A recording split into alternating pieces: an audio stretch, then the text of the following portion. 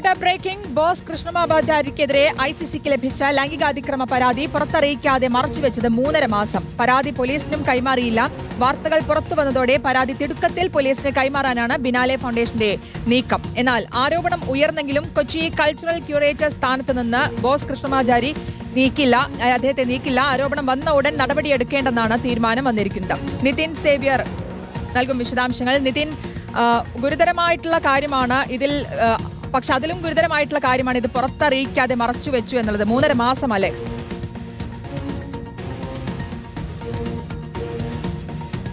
തീർച്ചയായും ഇക്കഴിഞ്ഞ ജനുവരി 14-ാം തീയതിയാണ് ബോസ് കൃഷ്ണമാചാരി രാജിവെച്ചൊഴിയുന്നത്. അന്ന് അദ്ദേഹം രാജിവെച്ചപ്പോൾ പറഞ്ഞിരുന്ന കാരണം കുടുംബപരമായ കാരണങ്ങൾ, വ്യക്തിപരമായ കാരണങ്ങളാൽ താൻ രാജിവെക്കുന്നു എന്നാണ് പറഞ്ഞിരുന്നത്. കൊച്ചി മുസ്ലിസ് ബിനാലെയുടെ പ്രസിഡന്റും ഫൗണ്ടേഷന്റെ ട്രസ്റ്റ് അംഗവുമായിരുന്നു ബോസ് കൃഷ്ണമാചാരി. ദീർഘകാലമായി ബിനാലെയുമായി സഹകരിച്ച് പ്രവർത്തിച്ചിരുന്ന ഒരാളായിരുന്നു. അദ്ദേഹത്തിന്റെ പെട്ടെന്നുള്ള രാജി വളരെ തോതിൽ ചർച്ചയാവുകയും ചെയ്തിരുന്നു. പക്ഷേ അതിനുശേഷമാണ് ഇപ്പോൾ കഴിഞ്ഞ ദിവസങ്ങളിലാണ് ഈ വാർത്ത പുറത്തു വരുന്നത്. അതായത് ജനുവരി 3-ാം തീയതി തന്നെ ഈ ബിനാലെയിൽ ഭാഗമായിരുന്ന ഒരു യുവതി ബോസിനെതിരെ ഒരു പരാതി ഇന്റേണൽ കമ്മിറ്റിക്ക് നൽകിയിരുന്നു. ലൈംഗിക ചുവയോട് സംസാരിച്ചു, ഒപ്പം ലൈംഗിക ഉദ്ദേശത്തോടെ കടന്നു പിടിച്ചു തുടങ്ങിയ പരാതിയാണ് ICCക്ക് നൽകിയിരുന്നത്. ഡിസംബർ 28-ന് ഫോർട്ട് കൊച്ചിയിലെ ഒരു ഫ്ളാറ്റിലേക്ക് ബിനാലെയുമായി ബന്ധപ്പെട്ട കാര്യങ്ങൾ ചർച്ച ചെയ്യാൻ വിളിച്ചു വരുത്തിയ ശേഷം ഇത്തരത്തിലുള്ള സംഭവങ്ങൾ നടന്നുവെന്നായിരുന്നു പരാതി നൽകിയിരുന്നത്. ഈ പരാതിയെ തുടർന്നാണ് ബോസിനോട് ബിനാലിൽ നിന്ന് മാറി നിൽക്കാൻ ബിനാലെ അധികൃതർ ആവശ്യപ്പെട്ടത്. തുടർന്നായിരുന്നു മാറി നിന്നത്. പക്ഷേ ഇത്രയും നാളും ഈ പരാതി ഇവർ ഇങ്ങനെ ഇത്തരത്തിൽ മറച്ചു വെക്കുകയായിരുന്നു. പോലീസിന് ഈ പരാതി അന്ന് തന്നെ കൈമാറേണ്ടതായിരുന്നു. വളരെ ഗുരുതരമായ പരാതിയാണ് ബോസ് കൃഷ്ണമാചാരിക്കെതിരെ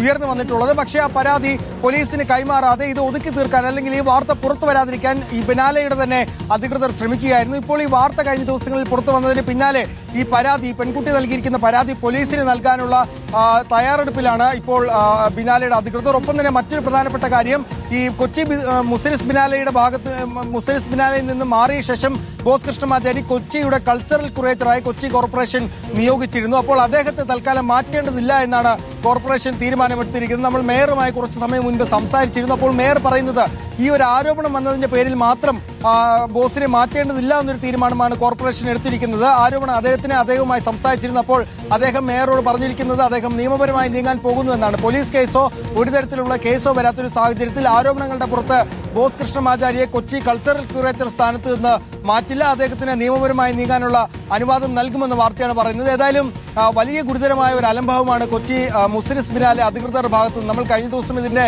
ചെയർമാൻ വി വേണുവുമായി സംസാരിച്ചിരുന്നു. അപ്പോൾ അദ്ദേഹം പറഞ്ഞത് ICC പോലീസിന് കൈമാറണമെന്നത് ICCയുടെ വിവേചനാധികാരമാണ്, അവർ തന്നെയാണ് തീരുമാനമെടുക്കേണ്ടതെന്നാണ്. പക്ഷേ ഇത്രയും വലിയൊരു ഗുരുതരമായ പരാതി വന്നിട്ടും അത് പോലീസിനെ അറിയിക്കാതെ മറച്ചു പിടിച്ചു.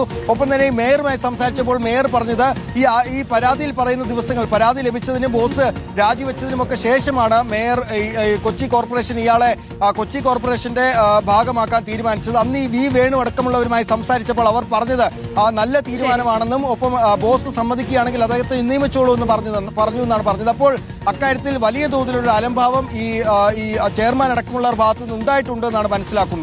ഓക്കെ, വ്യക്തമാണ്. നിതിൻ സേവ്യറാണ് വിശദാംശങ്ങൾ നൽകിയത്.